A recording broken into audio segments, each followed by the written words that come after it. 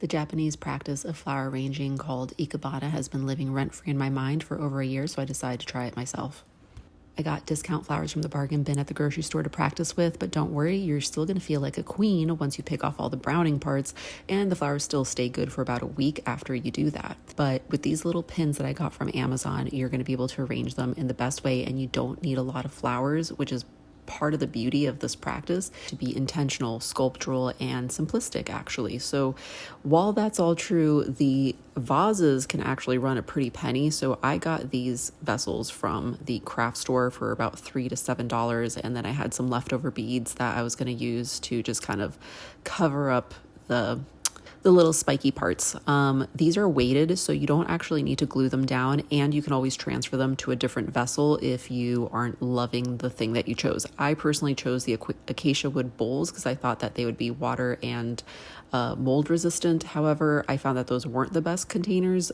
So learn from my mistakes. Wood is probably not the best thing to do this with. You probably want to go for ceramic or glass. I mean, it seems obvious, but I've seen so many of the wood bowls online that I thought maybe I would try it. But now I'm realizing it's probably just best for a photo shoot and not practical in real life. So you're welcome. You can learn from my mistakes.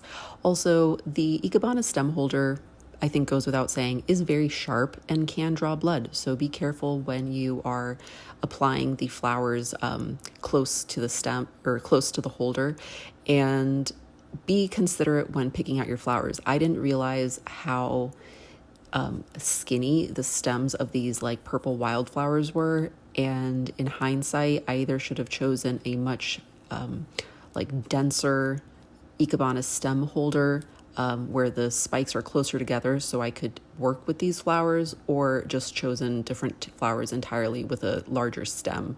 So you can see here I've added the beads and just a tiny bit of water to be able to keep these things alive.